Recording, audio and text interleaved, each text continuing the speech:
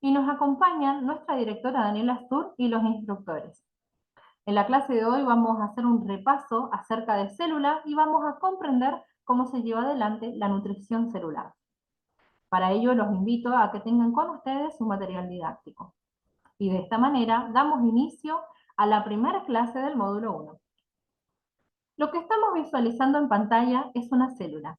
La célula es la unidad fundamental y básica de cada uno de los seres vivos. Cada célula está compuesta por múltiples organelas. Cada una de estas cumple funciones determinadas. Por ejemplo, es responsabilidad de la mitocondria generar toda la energía que nosotros necesitamos para todas las funciones del cuerpo. Las células se dividen a través de un proceso determinado mitosis y meiosis. La mitosis es un proceso por el cual una célula madre tiene como producto final dos células idénticas. La meiosis es el proceso por el cual una célula madre termina como último resultado 4 células idénticas. Nosotros, los individuos, nos dividimos a través del proceso conocido como mitosis.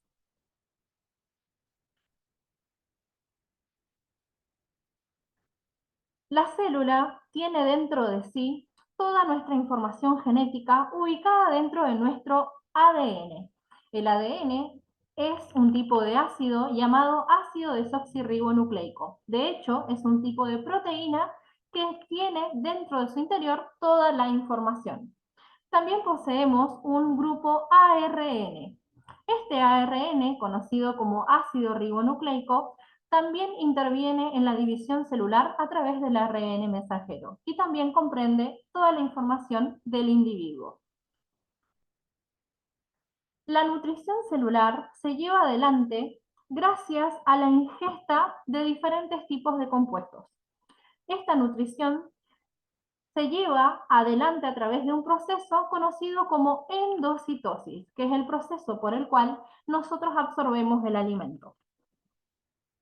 Cuando nosotros hablamos de nutrición celular, tenemos que entender que todos los seres vivos necesitamos nutrirnos para vivir, tanto los pluricelulares como los unicelulares.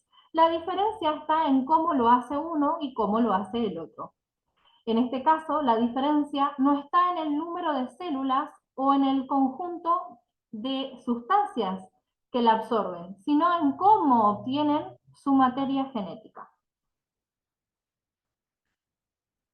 Como podemos observar, este es un cuadro comparativo en el cual nosotros podemos observar absolutamente todos los diferentes tipos de nutrientes que podemos ingerir y hasta inclusive cuántas veces al día.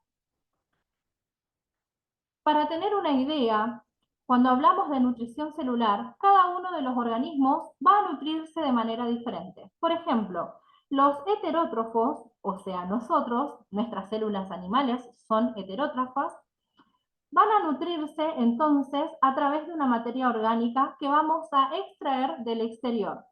Pero existen organismos conocidos como autótrofos, que son aquellos que producen su propia comida. Son capaces de transformar la materia inorgánica en orgánica y nutrirse de esta. Cuando hablamos de nutrición celular, no es solamente incorporar sustancias, ¿sí? Cuando hablamos justamente de este tipo de incorporación de energía, tenemos que entender que cada una de las células necesita nutrirse, incorporar diferentes tipos de materia inorgánica u orgánica desde el exterior hacia el exterior. Ahora bien, ¿cómo lo hace? La ingestión de diferentes tipos de nutrientes se lleva adelante gracias a un proceso conocido como endocitosis. La endocitosis va acompañada de otro proceso que se llama metabolismo. Es el proceso por el cual nosotros y nuestras células absorben la sustancia y transforman en sustancias más chicas o en sustancias más grandes. Sustancias que en este caso se llaman sustancias sencillas o sustancias complejas. Cuando nuestro organismo, a través del metabolismo, absorbe a través de reacciones químicas y toma sustancias sencillas, transformándola en una sustancia compleja, este proceso se conoce como anabolismo. Ahora, cuando nuestro organismo, a través de las mismas reacciones químicas, toman sustancias compuestas y transforman en sustancias sencillas, estamos hablando del catabolismo. Además de este proceso de nutrición, nosotros tenemos que entender que existen procesos llamados procesos de transportes de sustancias. El transporte de sustancias se lleva adelante gracias al transporte activo y el transporte pasivo. En este caso, cuando hablamos del transporte activo o transporte primario, tenemos que entender que va en contra del gradiente, que utiliza energía del ATP, que es la adenosina trifosfato, y que también existe un transporte primario secundario. No utiliza energía en este caso, usa solamente el gradiente a su favor para la ingesta de diferentes tipos de concentración de nutrientes. A modo de repaso, entonces, el transporte activo consume energía, ya que ocurre contra gradiente, es decir, que de donde hay menor concentración hacia donde hay más concentración. Y por su transporte se emplean las proteínas de la membrana, llamadas ATP, adenosina trifosfato. Para su transporte es importante entender que esta membrana utiliza este tipo de energía para realizar lo que nosotros conocemos como bomba sodio-potasio.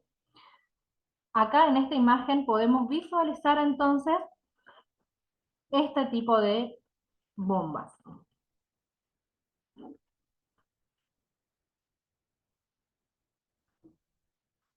Acá tenemos el transporte activo secundario.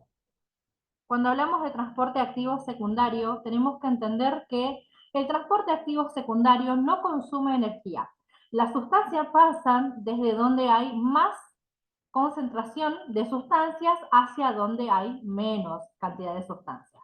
Es decir, desde donde la concentración es mayor a donde es menor. A eso se le llama a favor de gradiente de concentración. Y en este caso tenemos un transporte simple, que es en donde ocurre la absorción del agua, los gases como el oxígeno y el dióxido de carbono.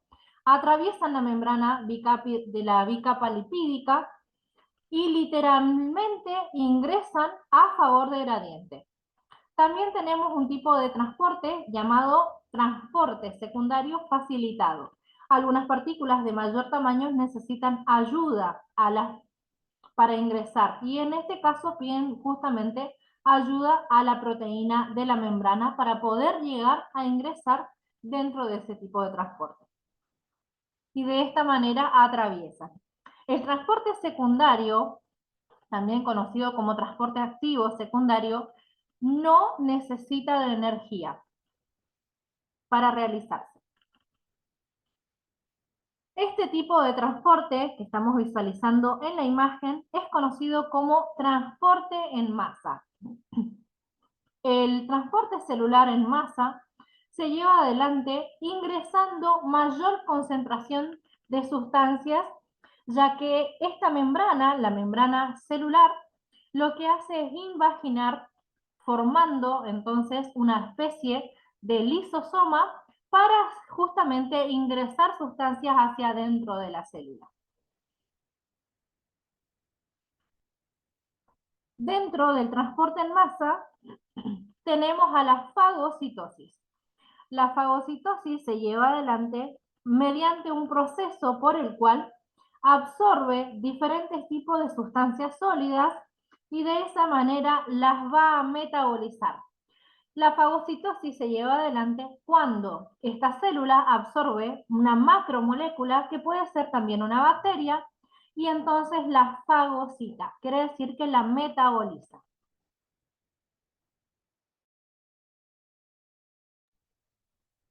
El siguiente tipo de transporte es la pinocitosis.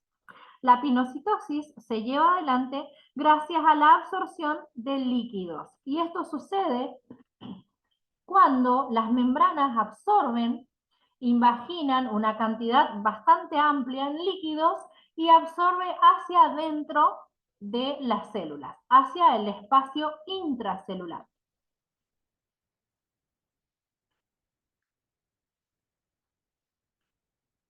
Lo que estamos observando acá es un tipo de transporte en masa. Entonces, a modo de repaso, el transporte en masa puede llevarse adelante gracias a la endocitosis y es liberado dentro de las células hacia el espacio extracelular mediante un transporte llamado exocitosis. Y es así como la imagen que podemos observar en la pantalla.